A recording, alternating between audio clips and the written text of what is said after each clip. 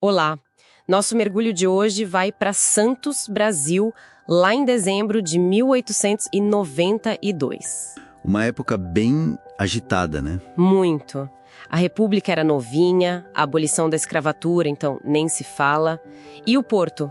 Um fervo de imigrantes, café e muita tensão acumulada. Exatamente. E é aí, nesse cenário, que por 9 noites seguidas acontece uma coisa inexplicável. Um navio fantasma na Bahia. É uma história e tanto. As fontes que a gente usou são jornais da época, tipo o Diário de Santos, registros do porto, diários, análises que vieram depois. Material bem rico, sim. A nossa missão aqui é tentar entender esse mistério marítimo e a ligação profunda dele com um passado bem doloroso do Brasil. Para começar, como é que estava o clima lá em Santos, assim, naquele momento? Olha, o contexto é tudo aqui. Santos foi, por séculos, um ponto nevrálgico do tráfico de escravizados, né? Uhum. A abolição, em 88, libertou milhares de pessoas, só que sem nenhuma reparação, sem apoio nenhum. Isso gerou uma tensão social enorme. Imagino. O Dr. Lacerda, na época, descreveu a cidade como que assombrada pela memória da escravidão, sabe? E ainda tinha o medo constante das epidemias que varriam o porto. Era um ambiente pesado. Muito carregado, então. E foi bem aí, na madrugada de 15 de dezembro de 1892, que a coisa começou. 2 vigias do porto, o Antônio Silva Ramos e o José Francisco dos Santos, eles relataram ter visto um veleiro. Um veleiro? Sim, antigo, 3 mastros, velas pretas meio rasgadas e envolto numa luz esverdeada, meio fantasmagórica. Nossa. E o que mais chamou a atenção deles? Não era só aparência, imagino. Não mesmo. O mais, desconcertante foi que o navio navegava em silêncio total. Silêncio. Absoluto. E o impossível, ele se movia contra o vento e contra a correnteza. Contra o vento e a correnteza, mas como? Pois é. E eles descreveram também umas figuras sombrias, meio translúcidas no convés. Aí, quando chamaram a autoridade portuária e o pessoal chegou lá, o navio simplesmente sumiu. Desapareceu. Assim. Que coisa! Isso já seria bizarro por si só, mas não foi só uma noite, né? Não, de jeito nenhum. Foi só o começo. As aparições continuaram.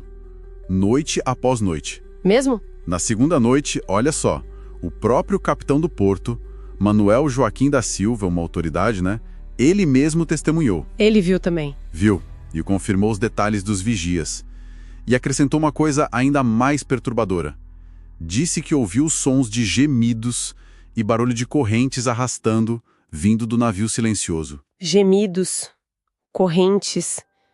Aí a ligação com o passado da cidade fica mais sinistra, né? Muito mais. E mais gente viu. Tiveram outras testemunhas. Sim, e isso que fortalece o relato.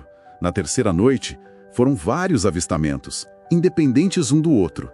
Um padre, lá da torre da igreja. Sério? Uma família de comerciantes, da casa deles que dava para a Bahia. Um médico que voltava para casa. E esse médico, o doutor Augusto Silva, ele notou uma coisa crucial. O quê? Ele percebeu que a rota que o tal navio fantasma fazia parecia seguir direitinho o caminho que os navios negreiros antigos usavam para chegar no Cais do Valongo. O Cais do Valongo, aquele que era o principal ponto de desembarque de escravizados ali. Exatamente. O ponto mais brutal, inclusive. Essa observação da rota foi arrepiante. Nossa, que detalhe sombrio. Isso levou a alguma investigação mais séria, imagino? Levou sim.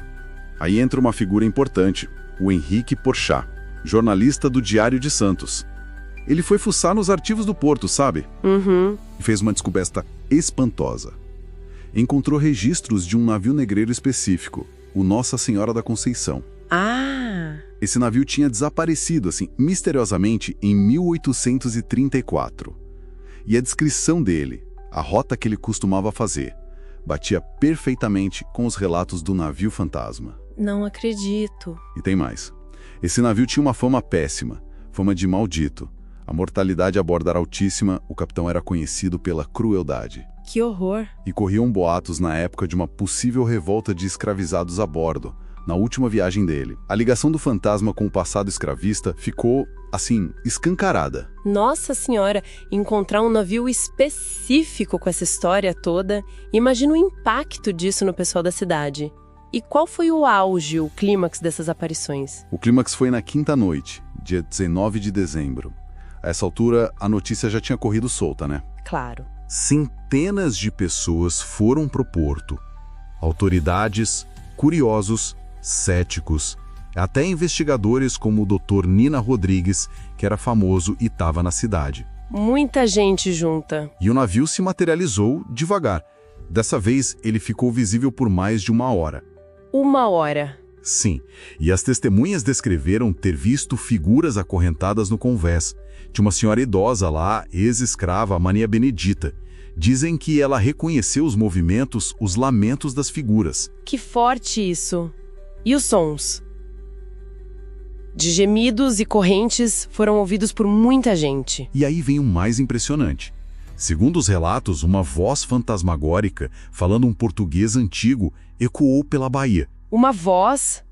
Falando o quê? Falava coisas como justiça, almas perdidas, sangue derramado. Direto assim? 1 hora de aparição, centenas de testemunhas. Essa mensagem. Uau! E depois dessa noite, que foi tão intensa, o que aconteceu? Depois dessa quinta noite, as aparições começaram a ficar mais fracas, sabe? Mais etéreas. A nona e última foi no dia 23 de dezembro. O navio apareceu de novo, mas dessa vez parecia vazio, e foi visto se afastando, indo para o mar aberto, até sumir de vez. E aí parou. Parou. O fenômeno cessou completamente. E aí, claro, choveram teorias, né? O próprio Dr. Nina Rodrigues levantou a hipótese de histeria coletiva. Ligada ao trauma da escravidão que você mencionou. Exatamente. A ideia de que o estresse, a memória compartilhada, pudessem gerar uma experiência coletiva assim tão vívida. Outros falaram de fenômenos atmosféricos, miragens ou, claro, explicações sobrenaturais mesmo. E aquela descoberta arqueológica mais recente, de 2010, como ela entra nessa história? Isso é fascinante. Em 2010, estavam fazendo umas obras no porto e encontraram um destroço de um navio antigo, bem ali na área das aparições. Sério? E junto com os destroços acharam uma placa de metal com a inscrição Nossa Senhora da Conceição, o nome do navio. Exato. Isso não prova que era um fantasma, claro, mas solidifica demais a conexão daquele local com aquele navio negreiro específico e sua história trágica. Adiciona mais uma camada de complexidade, né? Com certeza. Então, o que a gente tira disso tudo? Qual foi o legado que esse evento tão bizarro deixou? Olha, o legado foi profundo e transformador para Santos. O caso meio que forçou a cidade a encarar de um jeito muito público e desconfortável esse passado escravista. Fez a cidade olhar para si mesma, né? Exato. Levou diretamente à criação, em 1902, do primeiro memorial no Brasil dedicado às vítimas do tráfico negreiro. Um marco importante. Que interessante. Influenciou também estudos sobre trauma coletivo, memória histórica aqui no país. E, muito significativo, a história do navio fantasma de Santos foi reconhecida pela Unesco como patrimônio imaterial. A própria história virou patrimônio. A narrativa, a memória cultural associada a ela, considerada de valor universal. É incrível pensar como um evento assim tão localizado, tão estranho, teve repercussões tão grandes e duradouras. Sem dúvida. O navio fantasma de Santos continua sendo um dos mistérios mais bem documentados e mais intrigantes do Brasil. Seja qual for a explicação, sobrenatural, psicológica, atmosférica, uma mistura. Ele funciona como uma metáfora poderosa, né? Uma assombração que nasce direto das feridas abertas da escravidão que não foram resolvidas. O impacto na memória, na identidade da cidade é inegável. É um exemplo muito forte de como a história, quando não é processada, pode voltar para assombrar o presente. Verdade. Fica mesmo a pergunta para a gente pensar.